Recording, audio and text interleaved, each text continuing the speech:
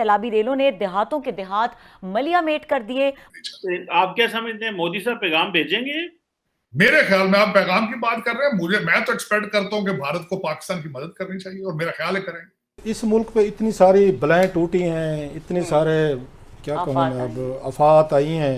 ये मुश्किल वक्त है, और यहाँ पे हम दुनिया के हर मुल्क से अगर सपोर्ट ले रहे हैं, और अगर भारत भी करना चाहे तो जरूर, क्योंकि ये इंसानियत का मसला है, ह्यूमैनिटी का मसला है। इंडिया की तरफ जाते हैं, बांग्लादेश की तरफ जाते हैं, हम खुद पैदा कर सकते हैं, लेकिन हम बाहर से मंगवा रहे हैं, इंपोर्ट बिल को बढ़ा रहे हैं। तो ये पैसा कहाँ से आएगा? जो दुनिया के ममालिक में पैसा देंगे, सऊदीज दें, कतरी दें, चाइनीज दें, यूई दे, IMF दे, वो देखते नहीं होंगे भाई साहब आपके पास तो पहले पैसे नहीं है, हमसे अरबों डॉलर लेके जा रहे हैं, ये वापस कैसे करेंगे? कौम जो है ये पैसे देने को तैयार नहीं है, खुद को हम करने को तैयार नहीं है। वो कहते हैं दुनिया जो हमें मुफ्त में बांटे, तो ये कहाँ से हम जनरेट करेंगे पैसे, उनको वापस करेंगे? हमारा दोस्त भारत है, हमारा दोस्त तो खैर नहीं कहना चाहिए, क्योंकि वो ऑफिशियली हमें नहीं, तो मैं ऑफिशियली बात कर रहा हूँ, ऑफिशियली नहीं, अवाम तो दोस्त है, मैं ऑफिशियली बात कर रहा हूँ। हमारी तो बड़ी दोस्ती है, लेकिन भारत की तरफ से कोई पैगाम नहीं आया, ना किसी किस्म की सपोर्ट का मैसेज आया, ना नरेंद्र मोदी साहब ने कोई पैगाम भेजा कि जी सैलाब आए हैं, हम कोई सिंपैथी शो करते हैं। मैं बताऊंगा बात। मैं बड़ा खुश हूं इस बात पे, आपकी भारत की टीम ने अगले दिन पाकिस्तान के सैलाब के साथ यकजहती के लिए बाजुओं पर काली पट्टियां बांधी हुई थी, और मुझे बड़ा उससे अच्छा लगा कि कम से कम, और मैं समझता हूं कि देखें भारत के साथ ये सारा, ये उधर से इधर, ये सारा एक पॉलिटिकल ड्रामा है। देखें, वरना हम एक ही लोग से सदियों से यहाँ रह रहे हैं। ये इसके पीछे जब भी भारत के खिलाफ बात करनी, या भारत के अंदर से पाकिस्तान के खिलाफ बात करनी, इसके पीछे पॉलिटिकल मोटिव्स होते हैं, इसके पीछे कोई ना कोई स्टोरी और होती है। वरना हम लोग सदियों से सब कॉन्टिनेंट में रह रहे थे, यूनाइटेड इंडिया में। हाँ, टू नेशन थ्योरी थी, टू नेशन थ्योरी को कभी तकवीत मिल जाती है, कभी उसके कुछ ओपिनियन हो जाती है, लेकिन अब मैं जिस तरह आपको कई दफा अर्ज करता हूं कि इंसान पहले पैदा इंसान होता है, बाद में उसका मजहब डिसाइड किया जाता है। आप मुसलमानों के घरों में पैदा हुए तो मुसलमान है, हिंदुओं के घरों में पैदा होते हैं तो आप हिंदू हैं। वरना कौन सी आपने रिसर्च कर करके अपने मजहब चुने हैं, जिस तरह यहाँ पे जापानी हैं, गोरे चुनते हैं, तो उसके पीछे हमारी सेंटिमेंट्स होते हैं, उस पे हमारे इधर से मौलवी होते हैं, वो उसको मैनिपुलेट करते हैं, उधर से दूसरी साइड से भी मैनिपुलेट करते हैं। लेकिन इसको सिर्फ लिमिटेड हद तक रखना चाहिए। इंसानियत के लिए मैं समझता हूं कि उसका ज्यादा हमें लिहाज होना चाहिए, और मेरे ख्याल में 21st सेंचुरी में खासकर we have to learn how to live in harmony with each other. आप क्या समझते हैं, मोदी साहब पैगाम भेजेंगे? मेरे ख्याल में आप पैगाम की बात कर रहे हैं, मैं तो एक्सपेक्ट करता हूं कि भारत को पाकिस्तान की मदद करनी चाहिए, और मेरा ख्याल है करेंगे। मेरे ख्याल आप पैगाम की बात करते हैं, मैं am expecting aid from them. चलिए, लेट्स सी, देखते हैं कि भारत हम होपफुल पैगाम भी भेजेंगे, और मेरे ख्याल में पाकिस्तान की मदद भी की जाएगी। मेरा जहां तक मेरी जो मैं अपने दोस्तों के साथ बैठता हूँ वॉशिंगटन DC में, जो मेरी नजर में पाकिस्तान की मदद भी करेगी। बिल्कुल सही है, ये मुश्किल वक्त है, और यहाँ पे हम दुनिया के हर मुल्क से अगर सपोर्ट ले रहे हैं, और अगर भारत भी करना चाहे तो जरूर, क्योंकि ये इंसानियत का मसला है, ह्यूमैनिटी का मसला है। यहाँ पे अना और वो उन चीजों को साइड पे रख देना चाहिए। एक वक्त था भारत में भी इस तरह हालात खराब थे, पाकिस्तान ने भी ये भेजने की कोशिश की थी, लेकिन इंडिया ने नहीं ली थी, पूरी दुनिया से इंडिया ने ले ली थी। लेकिन मेरा ख्याल है कि यहाँ पे हमें पॉलिटिक्स और इन चीजों से पीछे हट जाना चाहिए, because this is all about humanity. नाज़रीन, कोरोना ने और आलमी सतह के ऊपर जो कमोडिटी प्राइसेस आसमानों से बातें कर रही हैं, उसने कम से कम हम लोगों को एक दो चीज़ें तो सिखा दी हैं। और उन एक दो चीज़ों के अंदर से सबसे इंपॉर्टेंट चीज़ ये है कि जब तक खुद कफील नहीं होंगे तो फिर आपको खाने के लाले पड़ जाएंगे। पाकिस्तान एक ऐसा मुल्क जो किसी ज़माने में बड़ा नाज किया करता था कि हमारा इरिगेशन सिस्टम वर्ल्ड क्लास है, हमारी रीढ़ की हड्डी हमारा एग्रीकल्चर है, ज़राअत हमारी इतनी आउट क्लास है कि हम लोग कभी भूखे नहीं मरेंगे कम से कम।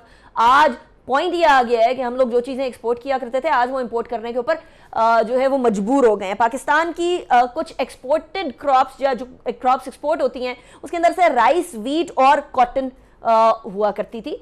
आजकल हम वीट इंपोर्ट करने के ऊपर जो है वो मजबूर भी हुए। हम लोगों ने पिछले कुछ सालों के अंदर देखा कि हम लोगों को एक्सपोर्ट करने के बाद वीट इंपोर्ट करनी पड़ी। सूरत हाल यहाँ आ गई है कि हम लोगों का जो 70% आबादी जिस शोबे से ताल्लुक रखती है, हमने उस शोबे को बिल्कुल कोने से लगा दिया है और हम सिर्फ सियासत पे बात करते हैं, हम सिर्फ और सिर्फ इंडस्ट्रियलाइजेशन की बात करते हैं। ये नहीं सोचते कि खाने को दाने नहीं होंगे तो ये इंडस्ट्रियलाइजेशन पेट नहीं भरा करेगी। इसलिए पाकिस्तान को फौरी तौर पर इस शोबे की तरफ, ज़राअत की तरफ ध्यान देना होगा। Pakistan at this point in time 36,000 square kilometre से ज्यादा का एग्रीकल्चरल लैंड है, जो कि बड़ी तेजी से खत्म हो रहा है। इसलिए क्योंकि एग्रीकल्चरल लैंड, जो हमारी ऐसी जरखेज जमीन जिसके ऊपर क्रॉप लग रही होनी चाहिए, 20-22 करोड़ की आबादी को खिलाने के लिए, उनके पेट भरने के लिए, वहां हाउसिंग स्कीमें खड़ी होती हुई हम लोगों को नजर आ रही हैं। अभी रिसेंटली वर्ल्ड बैंक ने $200 मिलियन का एक जो है वो अप्रूव किया लोन पंजाब के अंदर न्यू टेक्नोलॉजीज के हवाले से। एग्रीकल्चर सेक्टर के अंदर एक इंपॉर्टेंट चीज है,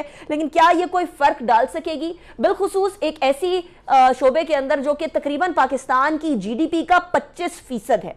पिछले कुछ अरसे के अंदर हम लोगों ने देखा कि पाकिस्तान की कुछ अहम क्रॉप्स के अंदर कुछ कमी आई, उनकी पैदावार के अंदर कमी आई। वीट के अंदर तकरीबन 10% कमी आई है। आम, जिसके बारे में हम बड़े फख्र से पूरी दुनिया के अंदर जिसको एक्सपोर्ट भी करते हैं, उसके अंदर 30 से 40% की कमी आई है।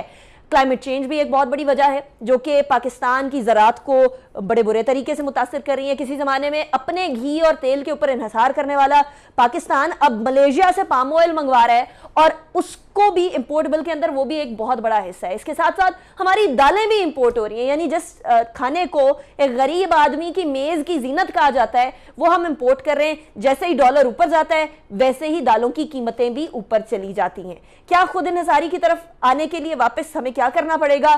चाय हम बेशुमार पीते हैं, जिसके बारे में अभी कुछ अर्से पहले एहसन इकबाल साहब ने कहा, भी बड़ा कंट्रोवर्सी भी बनी, लेकिन हम खुद पैदा कर सकते हैं, लेकिन हम बाहर से मंगवा रहे हैं, इंपोर्ट बिल को बढ़ा रहे हैं। 48% हमारे यहाँ जो लेबर फोर्स है वो एग्रीकल्चर से ताल्लुक रखती है। ये ऐसा शोबा नहीं है जिसको इग्नोर किया जा सकता है कि हम लोग एक्सपोर्ट करते थे गंदम भी और चीनी भी, और आपकी हुकूमत में दोनों ही हम लोगों को इंपोर्ट करनी पड़ गई, महंगे दामों इंपोर्ट करनी पड़ गई। हमारे यहाँ कोई पॉलिसी नहीं है, कोई फ्रेमवर्क नहीं है कि कोई बफर होना चाहिए जो कि हमारे अगर मामलात गड़बड़ भी हो जाते हैं, अगर कोई शॉर्टेज भी हो जाती है तो फिर भी हमारे पास वो बफर पड़ा हो ताकि वो इस्तेमाल किया जा सके और हबड़ दबड़ के अंदर एक्सपोर्ट करके इंपोर्ट ना करनी पड़े चीज़ें। कि हम अपनी ज़मीन और अपने से मिलती जुलती ज़मीनों का ज़रा कंपैरिजन करते हैं, इंडिया की तरफ जाते हैं, बांग्लादेश की तरफ जाते हैं, थोड़ा इधर भी चले जाते हैं, अफगानिस्तान की तरफ भी चले जाते हैं, हमारी पर एकड़ यील्ड के अंदर और बाकी मुमालिक की पर एकड़ यील्ड के अंदर बड़ा डिफरेंस है।